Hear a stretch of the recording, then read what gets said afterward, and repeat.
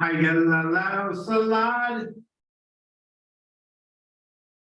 Hayalala salad.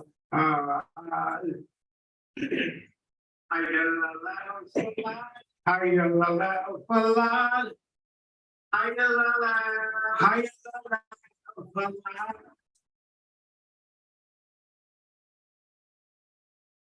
Allahu Akbar, Allahu Akbar.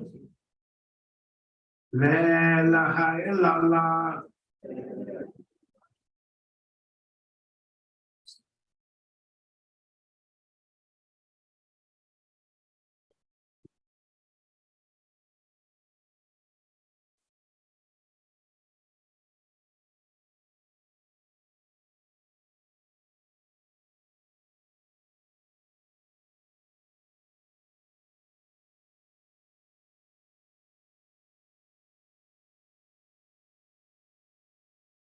Bismillahirrahmanirrahim. Alhamdulillah, nahmaduhu wa nasta'inuhu wa nastaghfiruhu wa nu'minu bihi wa natawakkalu alayhi wa na'udzu billahi min shururi anfusina wa min sayyiati a'malina. Man yahdihillahu fala mudilla lahu wa man yudlilhu fala hadiya lahu. Wa asyhadu an la ilaha illahu wahdahu la syarika lahu wa asyhadu anna Muhammadan abduhu wa rasuluhu. Allahumma shalli ala Muhammadin wa ala alihi wa ashabihi wa azwajihi wa dhurriyyatihi wa ali baitihi wa salamu tasliman kathira. And translation is, all praises are due to Allah, whom only we praise and exalt, and of whom we seek assistance and forgiveness. We believe in him, that is, we believe in Allah, and to his will do we trust and resign ourselves. We seek refuge in him from the evil of our souls and his actions. Whomsoever Allah guides, none can mislead him. And whoever do not follow his guidance, there is no guidance for him. I testify openly that there is none who deserves to be worshipped except Allah, the one Lord, who is alone. And I bear witness to this fact. And I testify that Muhammad, prayers and peace be upon him, is his chosen servant and his messenger. Upon him be the prayers and peace. O Allah, send your boundless blessings on Muhammad, on his family, his companions, his wives, his progeny, and relatives. Ameen. The Muslims, once again, we extend the greetings to you. Assalamu alaikum wa Jumah Mubarak.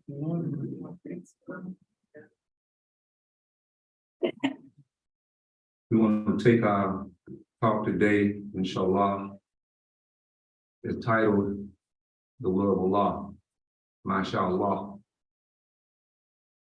And we start with acknowledging first from the Quran. As you know, the first part of the khutbah is to acknowledge belief in the law and Allah, and the worship of him, to concentrate on him, to focus on him.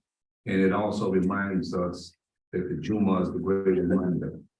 So this particular talk is coming from Surah Al-Insan, which is the 76th surah of the Quran. Keep in mind, this particular surah, Al-Insan, it's addressing the human being. That's what it means, the man. But it's not just any man, it's the thinking man, the man who has been given rational faculties. And Allah is using this whole surah to put things in perspective for us as human creatures, letting us know that we have one level of development, which is our physical level, but it doesn't stop there. This surah addresses what the human creature is about to aspire to in one's spiritual evolution. So as we grow into this, we should come into an understanding, contrary to a lot of beliefs of most people, that this is it. You know, there's still people that walk around in the world. They think this is it. They utter the same words that we find in the Quran, where Allah tell the people, and the people was responding. They said, well, when we dead and dust and bones, is there anything after this? Or who's going to bring us back? Allah replies by saying, the same one who created you in the first place.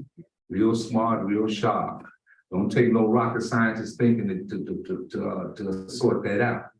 So this particular surah is addressing that. We want to go to the 29th ayah of it. Well, Allah, He says in the Quran,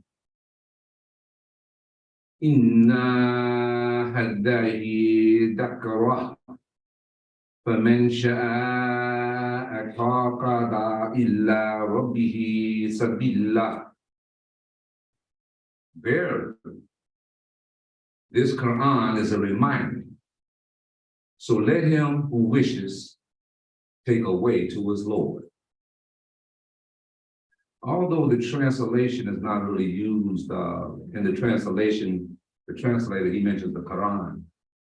But in the Arabiya, it's saying certainly this is a reminder.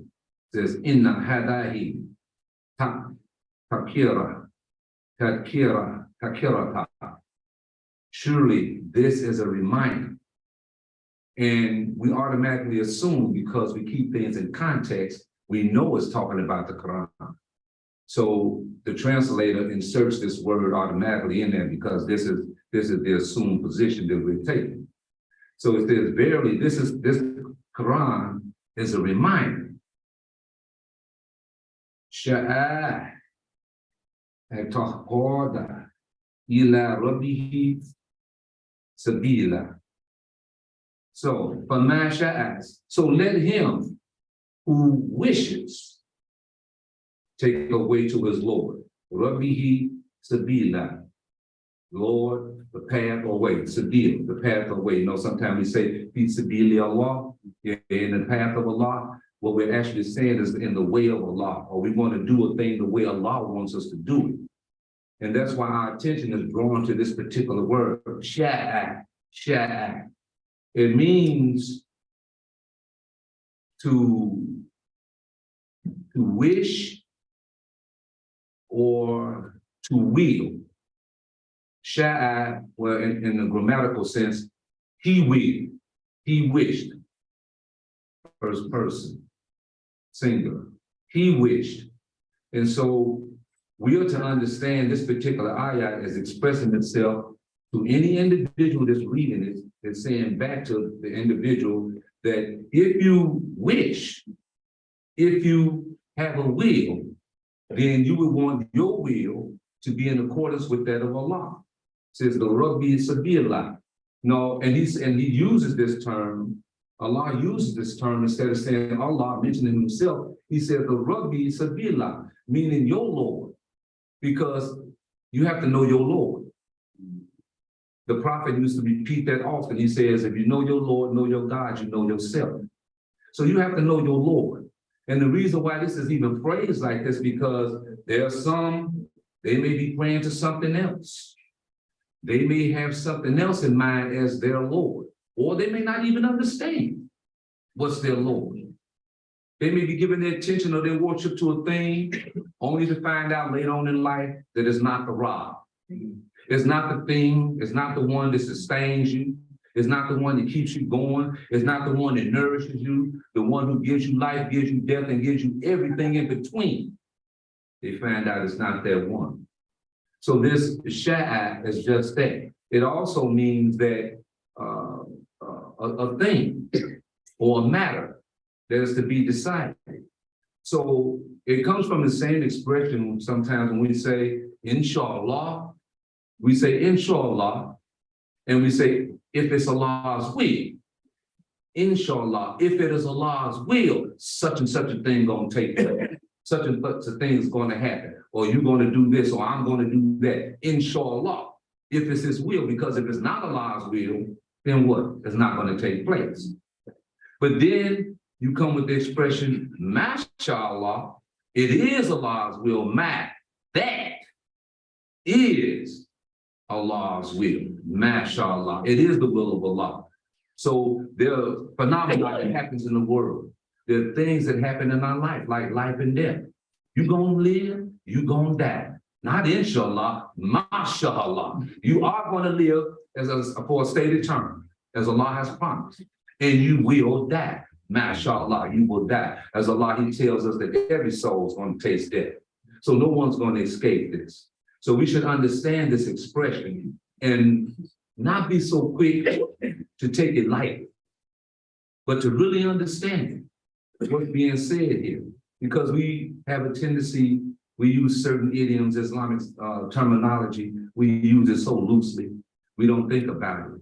And we'll say, well, inshallah, I'm gonna eat a banana. But it got nothing to do with Allah. See, we have to really be focused on what we're saying and just stop using expressions just because we heard it expressed in Arabic. We heard somebody say it, but we never got to understand the context of what it really means. This is why, dear Muslims, I know to some of you, I'm beating a dead horse, but this is why I always place emphasis on us learning this Arabic. We got to learn this Arabic Quran. I'm not talking about Arabic conversation, but learn the Arabic that's in the Quran. Learn that first. And if you want to talk to somebody in their colloquial Arabic language, you can do that. But learn this Quranic language first. And it's not hard. I haven't went to anybody's school. I sat down, I'm self-taught. I love this book. I love this work that's being presented. I love the expressions that Allah has given to me, and I'm trying to get this. But I find that you get more juice when you start to understand the Arabic. It's going to carry you a little far. But like I said, there's some they're satisfied with just knowing the English. But just imagine this. You focus on 2-3 stars, and you miss the whole celestial body. Because you focus on a couple of stars in the heavens. When Allah has a whole celestial body, that's this book. That's this Arabic. And all you do, you just learn one word, one letter at a time, whatever it takes, whatever motivates you, whatever it takes to inspire you to get to know this book better, to become acquainted with the Quran better. We should be about that. Don't you know, if we were, we'd be a much better ummah.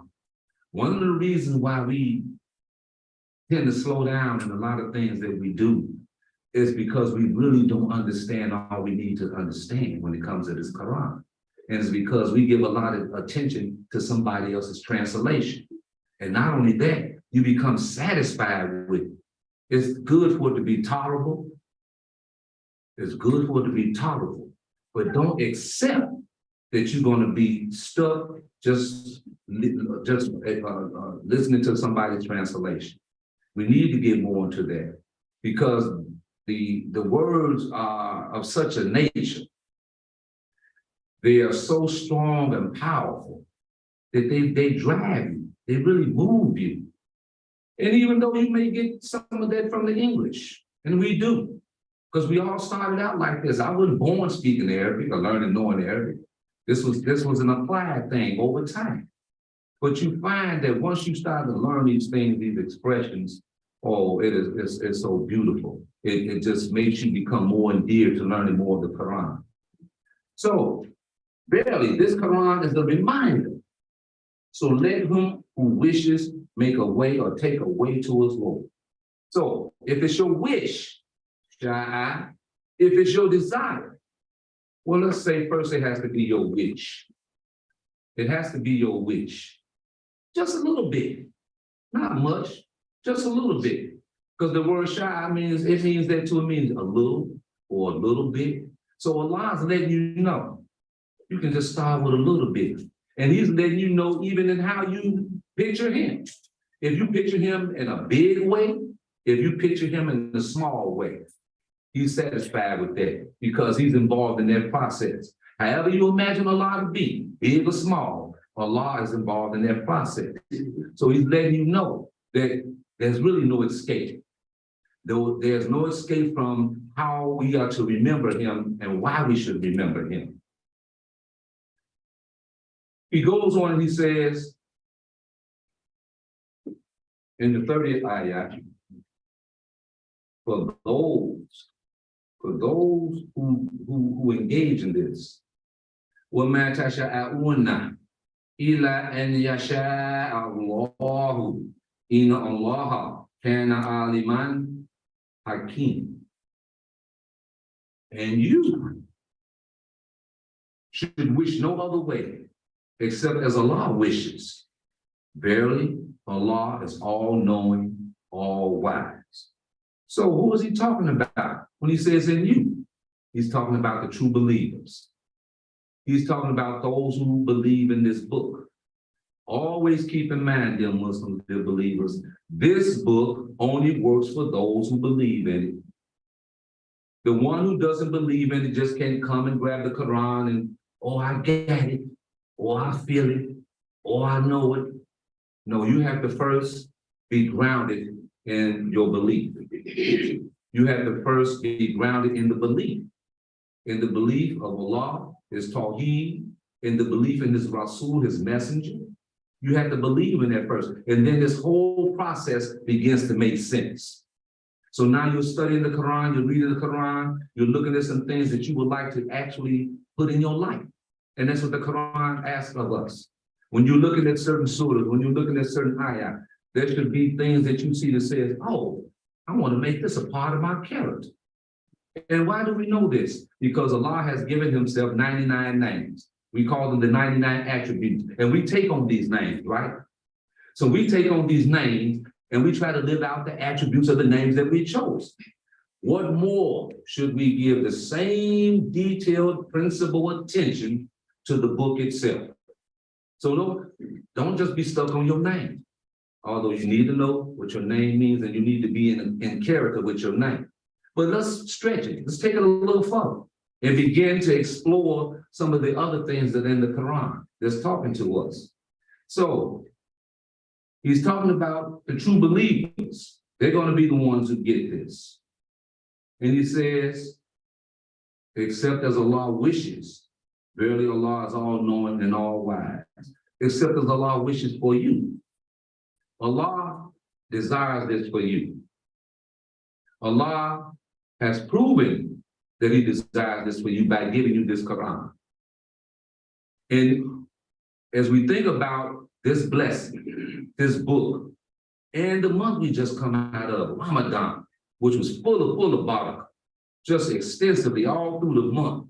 If you think about anything, just think about coming out of Ramadan, what you've been given, what you was given while in Ramadan. And you should know what you've been given. You should know what you had. For if you don't, then what was the purpose of your Ramadan? The Ramadan is a purification process. And we go through that so that we can come out on the other end, clean, purified, getting back into our upright mode the way we're supposed to be, because we got a little dirty, we got a little dusty the last 11 months. So now the time has come around again. And I place emphasis on that, dear Muslims. A little dusty, a little dirty. That means there was enough when you can knock it off. You can get back on the sabiti. You can get back on the right path. You didn't get down in the dirt and stay in the dirt till you just came up and looking like Pigpen on Charlie Brown. You just got down and some dust got on you, got to say, that ain't supposed to be on me. You recognize that. You knock that dust off and you keep it moving. That's what the book is for. It's a constant, consistent purification process. Imagine, get tired of bleeding. Just say, I'm not going to bleed no more and see what happens. This Quran has to be perceived in the same way. Just get tired of reading the Quran. Just get tired of looking at the book. Just get tired of following these principles and watch your very life crash right before you. And that's not Allah's promise. That's a promise you give to yourself. Because once you come into this, and once you're made aware of this, then it behooves you to follow it. If you have good sense. That's why Allah, he prefaces that at the end of many, many ayats. For those who got good sense, for those who think, For those who reflect, he's letting you know this is that process. This is why we do this. So he's talking now to you poor. He wishes this for all of you, not just one person. He wishes this for all of us. He's telling all of us. But once again, it goes back to what we talked about earlier. You have to be a believer. Your iman has to be strong. You have to believe in Allah. You have to believe in all the signs that he has given to us. When he says, وَأَمَنَا بِاللَّهِ, and believe in Allah, وَآيَاتُ Allah, and believe in the signs of Allah. We have to emphasize and stress this all the time in our life. And in doing so, we find improvement. Keep in mind, this is evolutionary. You evolve. Nobody comes into it with an instant this or that, and all of a sudden they're on this high plateau. No, you evolve on it. As he told the Prophet, sallallahu alaihi wasallam, he says, don't be in a haste to get this all in a hurry. Don't move your tongue so fast thinking you're going to get this overnight. He says, we control this revelation, and we give it to you in piecemeal. And that's why over the course of 23 years, this was revealed.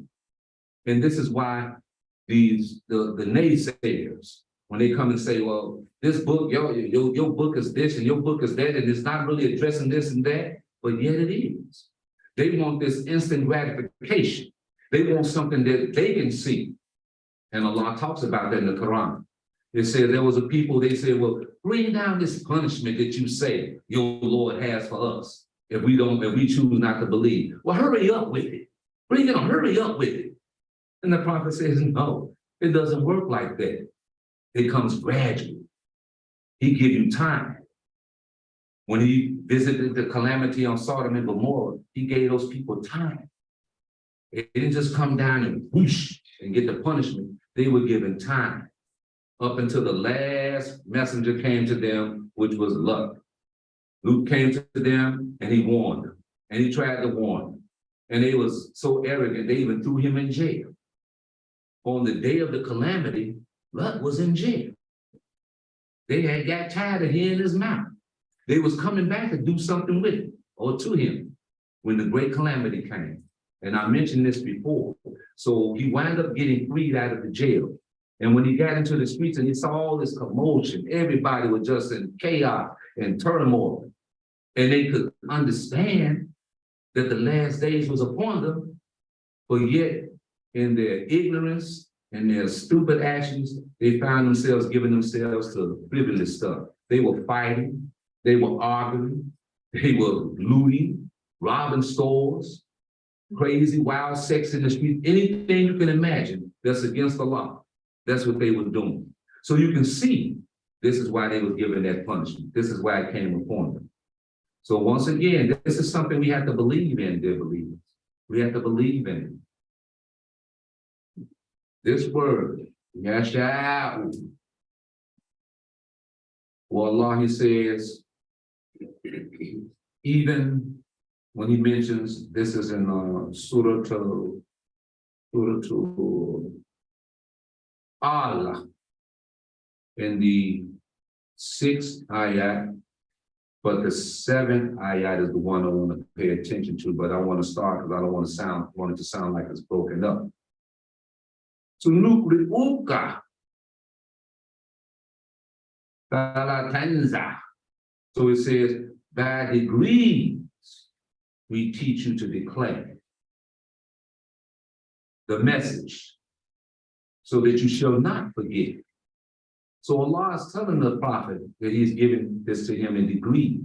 And he gives it to him in piecemeal. He gives it to him in degrees because it is easy to commit to memory. So it goes back to what we talked about earlier. All of us, anybody in here, if we give ourselves to the Quran, just to the darajat, the degrees of it, you're going to grow. You find yourself growing. Once again, you've already grown from the translator's point, from reading the translation. It has gotten you where you are. Wouldn't you like to go further? Wouldn't you like to really get a deep dive into some more significant understanding of just what Allah is saying. And what Allah is saying is in the Arabic. Not so much as the translation, it's in the Arabic. Now, we wouldn't have gotten this understanding just reading English. We wouldn't have gotten this. It wouldn't have came. Because all you would have saw was what the translator was saying, without him laying heavy emphasis on some of the words, like we're doing here with the word ansha. So he tells the prophet that he got this for him, or he does this with him, so he won't forget. Now, why does he say this? By degrees we'll teach you to declare the message. I want to share something with you from the commentator. He's approaching the soul. The soul, as it reaches the light of Allah, it makes a gradual progress. And we have 3 developments of the soul, right? So that lets you know it's a stage. There's stage 1, stage 2, stage 3. It's gradual. He says, and it's like a man going from darkness into light. So the Quran was revealed by stages. So all revelations from Allah come by stages. Everything in here is a stage. The word itself, ayah, is stage, it's a passage. It also means revelation. So it's gradual. It's letting you know that it comes in piecemeal, because the way the human creature is wired, we can only handle things like that. You can't handle an onslaught of knowledge, a big body of knowledge coming down to you at once. No, it has to be fed, just like when we were babies. First, it was mama's milk was good. The breast milk was good. Then we moved on, we got till we could eat a little table food. But you didn't take a whole plate, a whole bowl and wash it down. You did a spoon, or you did a fork, or mama fed you with her fingers. Piecemeal, a little bit at a time. So you can see the connection. Everything that this is about, it's about in our very existence, in our lives. He goes on in this particular next ayat, which is the one I really want to pay emphasis on. He says, once again, emphasis on the word sha'a. In the 7th ayat, he says, Ila masha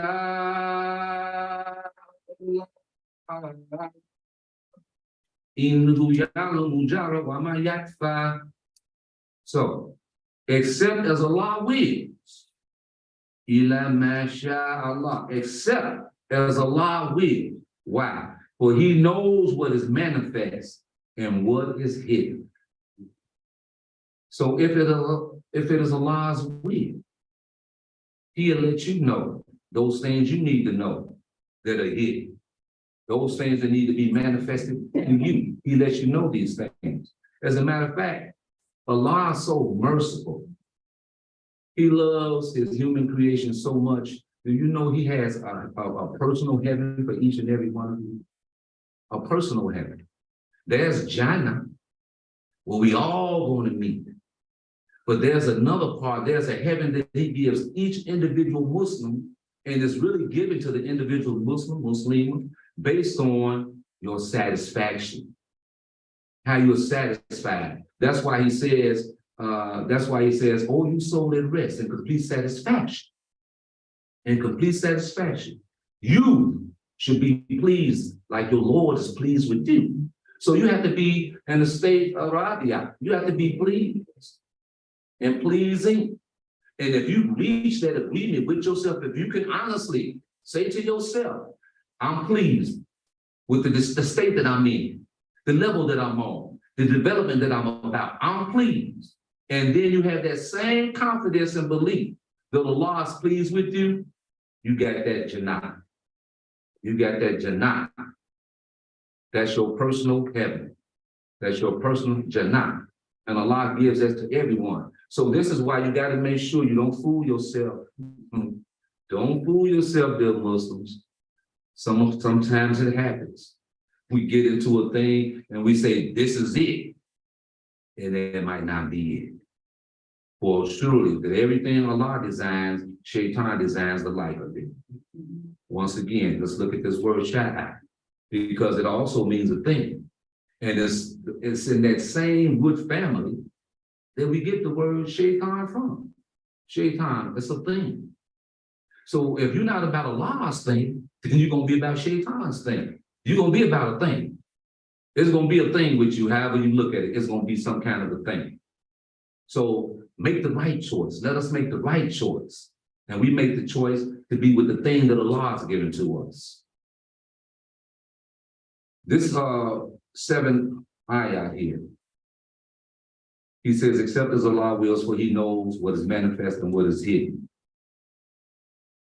This is brought about, according to the commentator, because there was a particular occasion. It was an assurance to the prophet that though he was unlettered, the message given to him would be preserved in his heart and in the hearts of men. The more general sense is that mankind, having once seized great spiritual truths, would hold fast to them, except as qualified in the next verse. So we qualify ourselves, dear Muslims. Just because you think that Allah is going to give you this thing, it's not necessary, it doesn't necessarily go that way. You have to earn this blessing. You have to desire this. You have to want what Allah has given to you. Back here in Surah Insan, here's the last ayah. We'll close with this.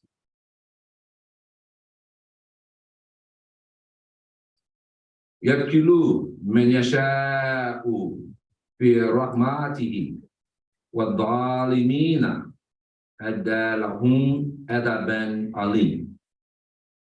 He admits to his mercy those who wish for it. As to the wrongdoers, he has prepared a woeful punishment for them. Now he's speaking directly to the wrongdoers, not those, as I said earlier, some dust got on you, you knock the dust out, you're trying to stay clean, keep yourself pure in a pure state. You get rid of the dust or the dirt wherever you see it. But this particular ayah is speaking to those who are hell-bent on doing wrong. And the word he uses here, the dalimin, in that same expression in Al-Fatiha, the dawala, the wrongdoers. But also we have an expression, the dulima. So these wrongdoers, they're not just ordinary wrongdoers. The dulima, they're the ones, they steeped in 3 layers of darkness. That's what that word is, dulima. They so steeped in darkness, they can't see no light. They don't even want any light. And he says for them, he has prepared a woeful punishment, Meaning that even Allah, he's telling them even in his infinite mercy, you still got a chance. Because he says woeful. When he says woe to you, he's letting you know you're getting ready to enter gate hell number 1. That's going to be your first gate. This is woe. This is the one that warns you. You can feel the heat. You can look past the door. You can see the flames. That's the warning. You don't have to go there. He says, whoa. He's telling, wake up, look, y'all, look and see, wake up. He's letting you know you don't have to go there. You still got a chance. If you want it, if you will it, if you wish it. And inshallah, if you wish it, if you want it. Without this desire, dear Muslims, without this will, without us wanting to have Allah's will as our own, you're gambling. You'll be in a state of loss. But Allah, he's so beautiful. He's giving you a choice. He could have willed his will over your will and made you submit. As he tells us anyway, you're going to come willingly or unwillingly. You're going to do this. Definitely, you're going to do this. But here it is, he's letting you know you got a choice. And why does he give that choice? Because you appreciate it more. When you discover things about Allah on your own, you appreciate it more. But if somebody forced it on you, forced you into a belief, made you submit to this thing, it don't wear so good. You know, it's like a cheap set of clothes. You know, they too tight or they start shredding, start tearing up on you. Before you know it, your appearance, you looking all ragged. You looking like, man, I can't even go out in public looking like this. But that's the beauty of Allah. He'll give you the raiment that you choose. If you want your libasa to be unfitting and torn to shreds and looking all like, You just walked out of some alley or something, Allah allowed it for you. But if you want your libas, if you want your dress, you want your garment to be presentable. If you want it to be that same garment that Allah talks about with the prophet in Musa when he's wrapped his garment, he was wrapped in this particular garment because it was his protection and it shielded him.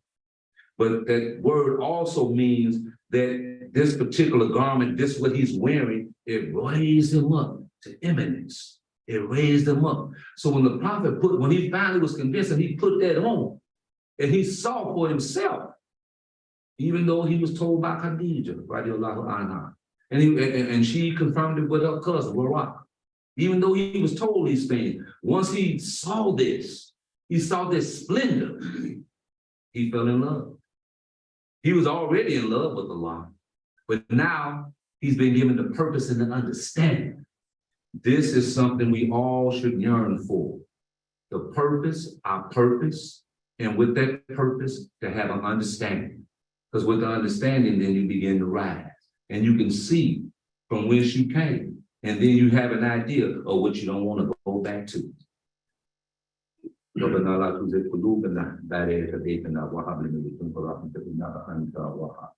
Our Lord, let our hearts not be divided now that you have guided us for grants from your own presence. For surely you are the grantor of bounties without measure.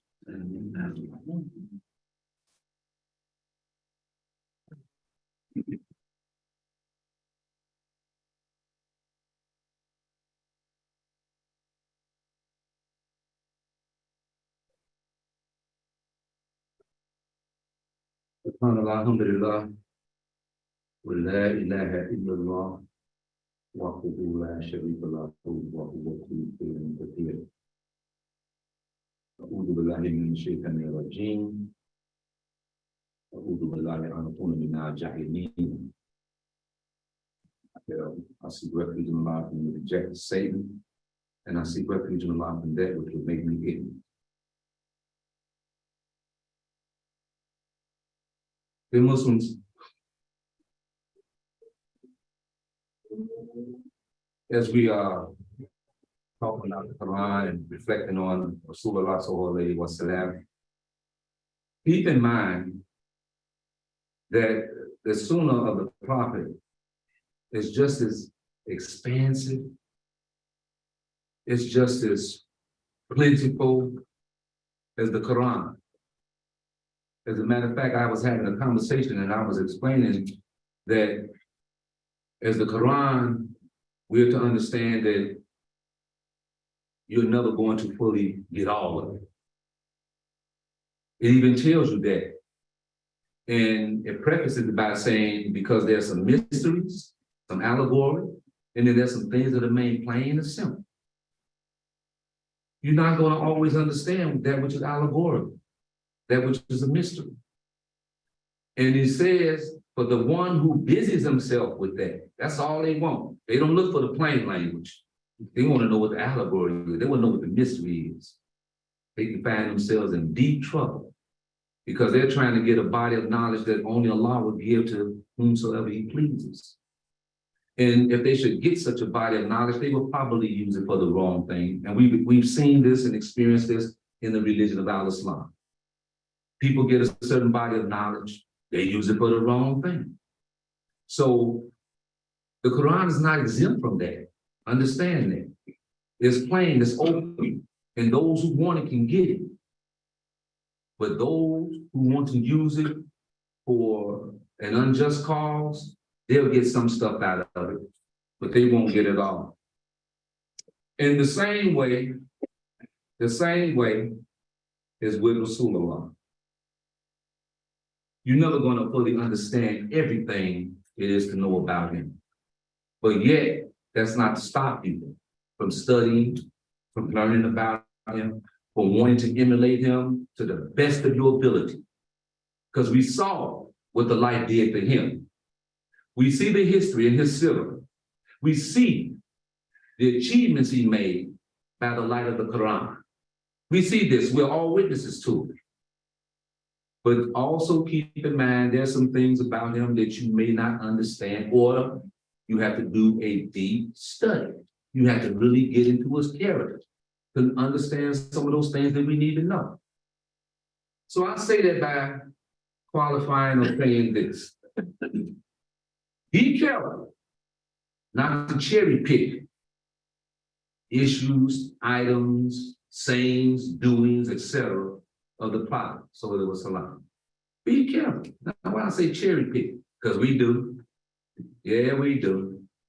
We'll hone in on something about the prophet. We'll hone in on something about the Quran, and you miss the rest of the book. You don't see nothing else. You don't see nothing else in the prophet's life. This particular thing you hone on to. And a lot of what we hone in on is the soft side of the prophet. We are always so quick to quote his soft side, this soft side. And he said of himself, it's a hadith. He says he prayed to Allah that it not be done to him what was done to Esau. He prayed to Allah that what they did to Jesus, how they distorted his character, defamed his name, etc., etc. He prayed this was a daily dua of the Prophet, sallallahu alaihi wasallam, that this not happen to him. Did it stop anything? Nah. It still is done anyway. But if we are aware, if we know these things, then it's better protection for us. Now, I want to expound on this about the cherry picking.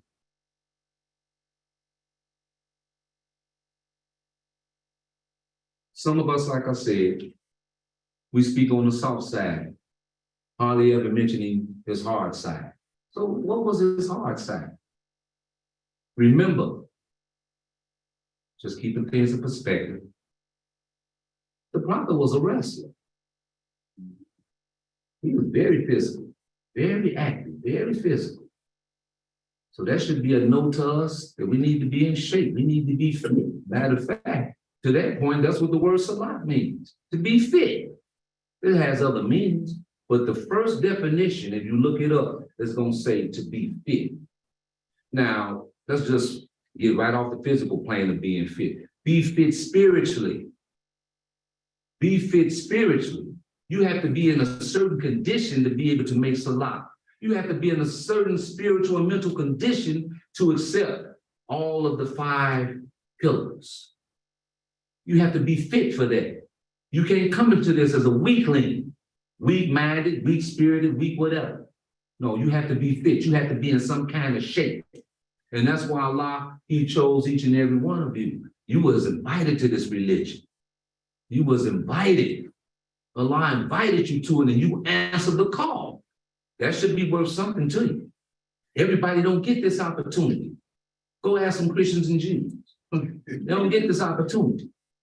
So for him to choose you, to call you and choose you and invite you, that's special right there. So he was a wrestler. He was an archer, one of the best archers in the army. He was one of the best. He was a great swordsman, and he could outrun most people. He used to race Aisha. He used to give her a head start. Let her get about a half a block, something like that. Zoom right past. And remember now, he was many, many years her senior. Why do we have this silver? Why do we have this? Allah's letting you know he's a human being, just like you.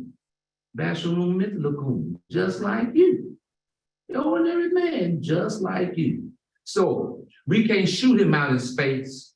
We can't put him on a pedestal, like what was done to Esau, to the point where he's unrecognizable, where you can, oh, he's too far out there. I can't be like that. That's not attainable. That's what they start saying about Jesus.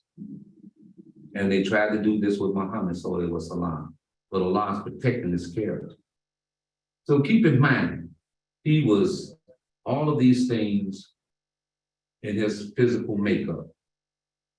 And do understand, if he had to, I use this term loosely, he would unleash the Kraken on you if he had to.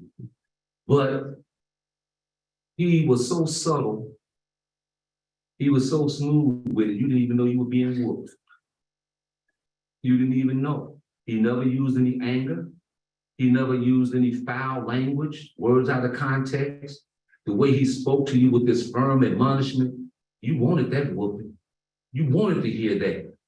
Why do you think the Sahaba was following him around? They wanted those criticisms. They wanted to know because they knew who they wanted to be like.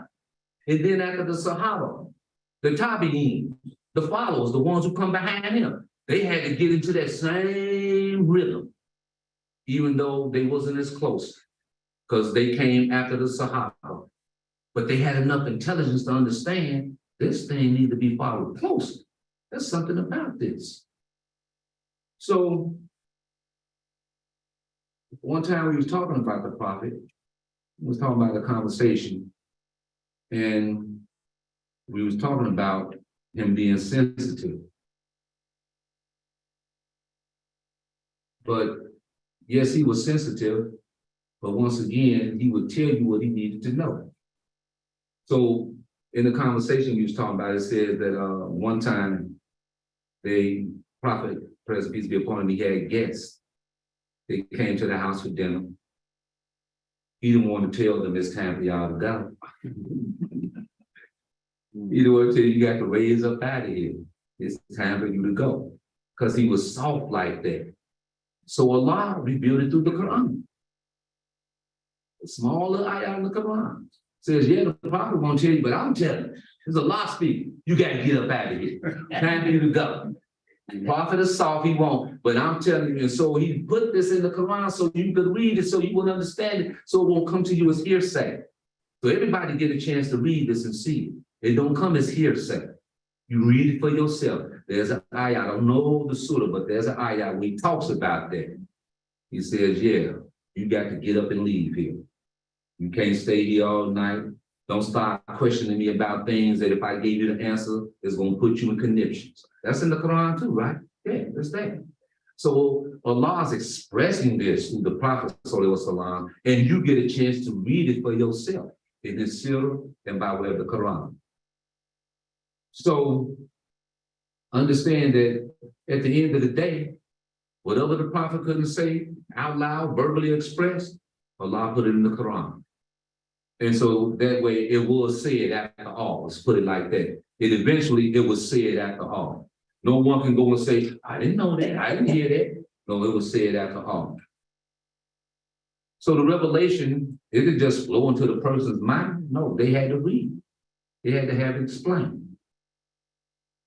In conclusion, keep in mind that believers, the prophet had many nicknames because of his character. He was known as As-Sadiq or As-Sadiq, depending on your dialect. The truthful one who always spoke the truth. He was Al-Amin, the one to be trusted. People, even the criminals, gave him their stuff.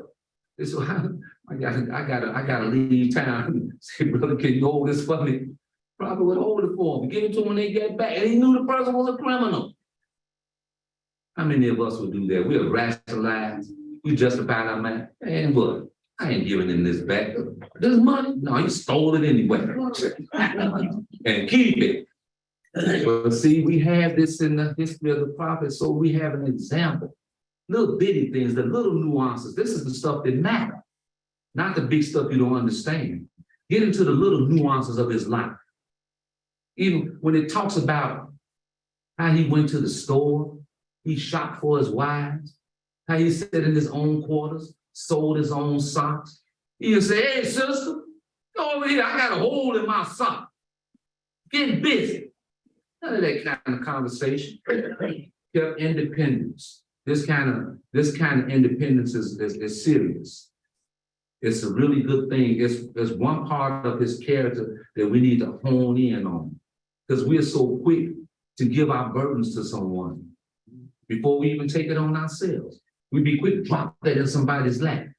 But here the prophet is little bitty things that he probably could have, and he would have, and they would have did.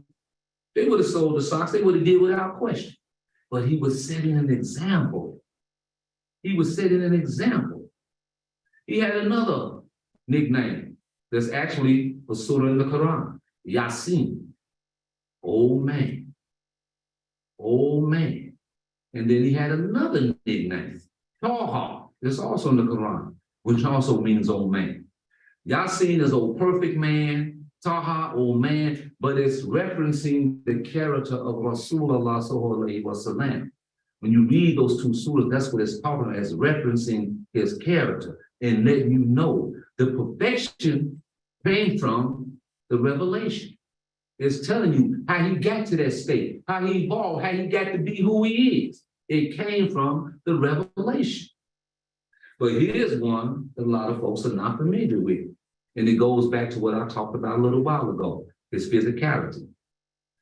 He was also known, he carried the title of Amir al-Mu'mineen, Amir al-Mu'mineen, the commander of the faithful. He wore this title in battle, in the wars. That's how they referred to him. They didn't come and say, oh, dear holy apostle. They said, Amir al-Mu'mineen, what do you want done? What should we do about this? How should we do that? The commander of the faithful. He was the commander of those who believe. He was the leader. He was the general. He was a war general, you all. All of this. So we have to take in all of this. If we're going to know something about Prophet Sallallahu Alaihi Wasallam, then know all you can. Don't cherry pick. Don't grab a piece here and just start wearing that becomes your badge of honor. Get it all. Why? Because Allah says in the Quran, the one who does that don't want the Quran, don't want none of it. You might as well not get any of it. If you're going to just get part of it and make that your thing, then you miss the whole boat. So now you miss the whole book. And Allah sees to it that you miss the whole book. You get cut off. No more insight. You're stuck with what you have. If that becomes your thing, that's what's good enough for you, you're stuck with what you have. So dear Muslims, we hope that what we've said here has been of some use to us all, and we pray to Allah that it benefits us all. Any mistakes that I've made up here are solely my own. And with that, we thank Allah, we praise Allah. ربنا آتنا في الدنيا حسنة وفي الآخرة حسنة وقنا عذاب النار. Oh Allah, our Lord, give us good and excellence in this life. Give us good and excellence in the life to come, and defend us from the torment of the fire. Allahu Akbar, Allahu Akbar. Ashhadu an la ilaha illallah. Ashhadu anna Muhammadan Rasulullah. Hayya ala salat, hayya ala falah, qad salat, qad salat. Allahu Akbar, Allahu Akbar. La ilaha illallah.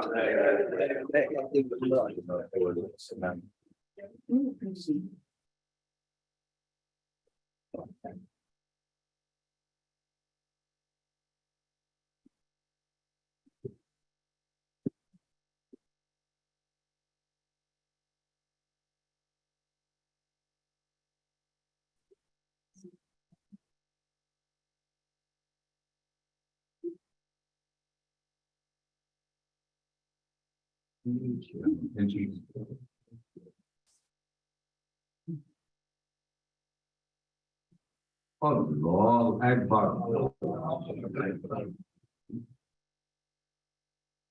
Bismillahirrahmanirrahim.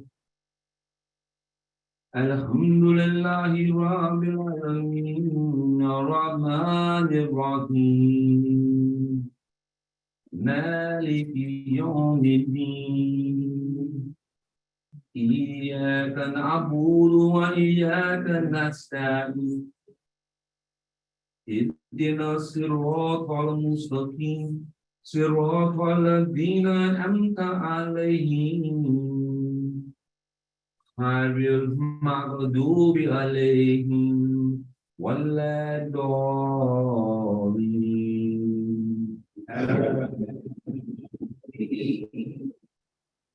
Bismillahirrahmanirrahim.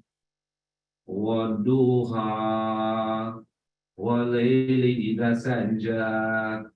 Ma wara'aka rabbuka wa ma qalla. Wa al-akhiratu khairun laka min al-ula.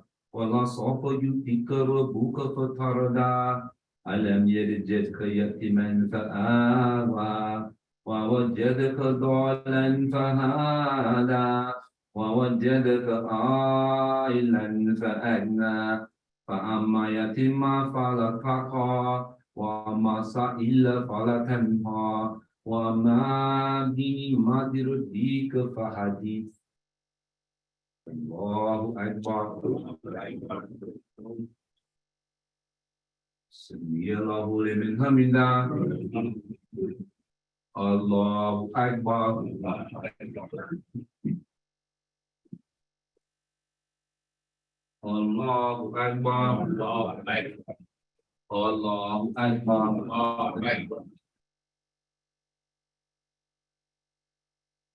الله أكبر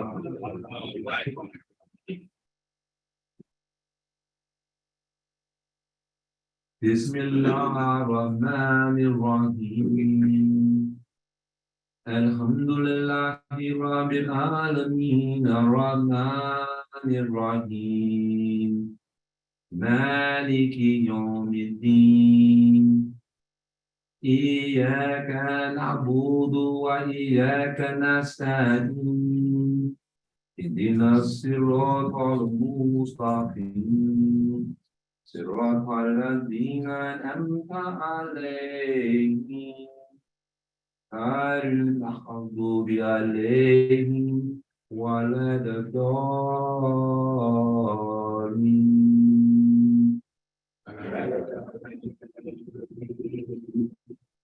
بسم الله الرحمن الرحيم الحاكم التقدير حتى زرتم المقابر قال سوف تعلمون ثم قال سوف تعلمون قال لا تعلمون إما يقين لترونها الجحيم ثم لترونها عن اليقين ثم لست تسألون يومئذ عن النعيم الله أكبر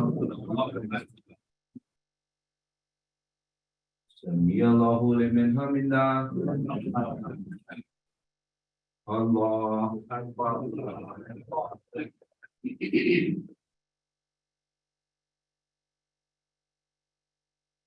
الله أكبر الله أكبر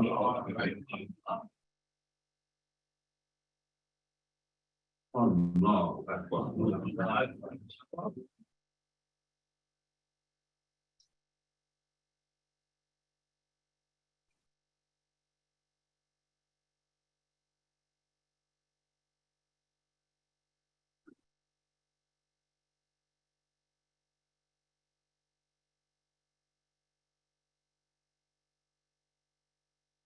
السلام عليكم ورحمة الله السلام عليكم ورحمة الله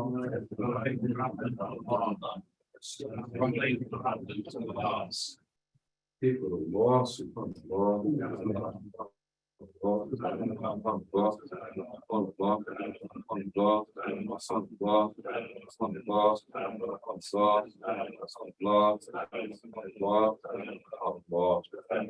Alhamdulillah, Alhamdulillah, Alhamdulillah, Alhamdulillah, Alhamdulillah, Alhamdulillah, Alhamdulillah, Alhamdulillah, Alhamdulillah, Alhamdulillah, Alhamdulillah. Allah subhanallah wa alhamdulillah wa la ilaha illallah wallahu akbar akbar akbar akbar Allahu Akbar, Allahu Akbar, Allahu Akbar, Allahu Akbar, Allahu Akbar.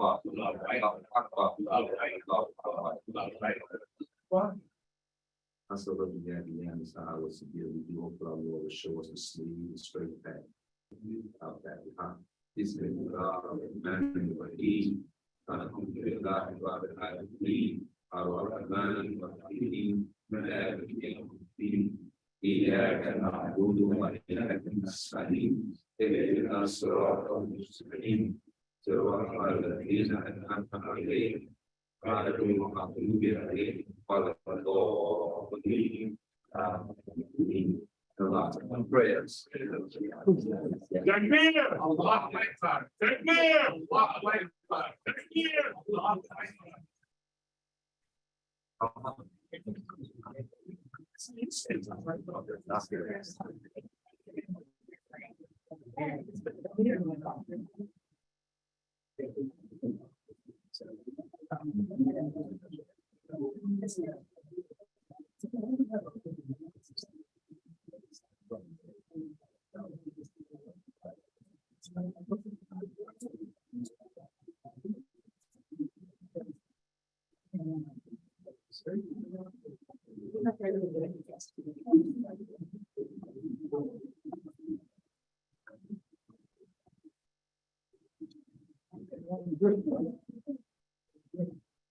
Allah Rahman Rahim. We want to thank Imam Tamir for the extra kutbar. And as I always say, brothers and sisters, it's not what you hear at the kutbar. It's what you do with what you hear. Put it into your hearts, put it into your lives, and take this message out to others. I got a few announcements I'd like to make right quick before you make the sunnah prayers. I'll try to be as brief as I can. So you give me a few minutes. Our class study of the life of Prophet Muhammad, peace and blessings be upon him, will resume tomorrow at 1 o'clock. We will be reviewing our past lessons. Also, our single social for those seeking to be married, ages from 20 to 30, will be on Saturday, July the 15th. There will be food, games, and activities. So write that down on your calendar. Let those know that between 20 and 30, then we're going to have a couple more after that from like 30 to 50 and then 50 and up. So we're going to have 3 single to married socials. Everybody can get a chance. And thank you to everyone who has been donating to our fundraiser for repairs to the building. We are in need of a complete roof repair. If you would like to help in our renovations, you can donate through our PayPal on our website at ebahacenter.com, or you can donate using your credit card or buy Zakat envelopes at our bookstore counter. And may you be blessed for your donation. We have halal chickens, halal African sausages and patties, halal bacon, delicious canned sardines, shea butter, laundry detergent, toilet paper, and other items for your convenience. We also have books of Imam Muhammad Muhammad's teachings at the bookstore. Stop by and see what else we have there for you. And don't forget to pick up your Muslim journal. I don't think we have any new journals in, but we have some last week issue. So get one if you don't have that, and you do, get that and give one to a friend, to a neighbor. It's an excellent dollar tool. A lot of information in that Muslim journal. We really should support the newspaper, brothers and sisters. Many sacrifices and efforts have been made to keep it going. Also, don't forget Sister Gertie's cookies. Yeah, there's cookies. There's cookies. Okay, cookies, butter cookies. And please continue your prayers for all those that are sick and shut in. And also, if you have announcements, please text them to Sister Secretary Shirley Haziz at 312-305-6113. If you make changes to existing announcements, please text your changes to her. This will avoid confusion. Thank you, and assalamu alaikum.